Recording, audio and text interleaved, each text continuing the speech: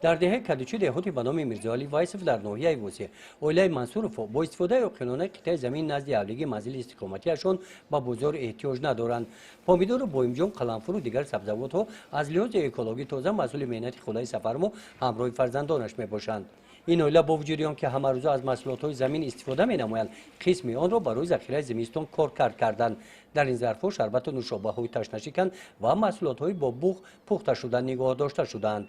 همه زمین دک تو سه حوصله قریب کردیم در میجا. اول کارتشکا کردیم با یک چی دیگه کردیم با این دوکا بودرین کردیم نه. سه چهار ایال هم مش میجا میخونیم چند کنیم زمینی مایده های. درآمد اساسی اولای منصورف از سوی استفاده ثمرناک زمین است.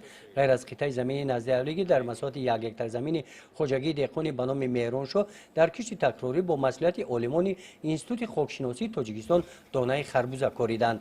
کارکرد زمین و تامین غذا موافق معیار با مسئولیت عالمان به راه مانده شده است.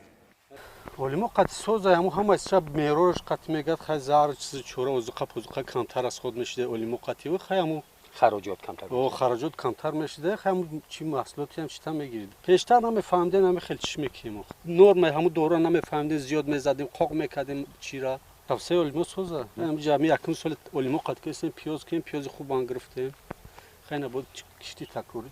امرالدین منصورف رهبر خوجگی دهقانی به نام مهرانشاه با مسئولیت عالمان از حاصل اول این زمین که پیاز کاریده بود به قدر زیاده از 100 تن پیاز جمع‌آوری نموده است. از روی نشون‌نمای نهال‌های خربوزه باوری دارد که از حاصل کشت تکراری زمین هم درآمد رکوردی جمع‌آوری می‌نماید. گزارش خواجه نظریف خدای نظر ظهوروف از ناحیه وسه برای برنامه اطلاعاتی نوید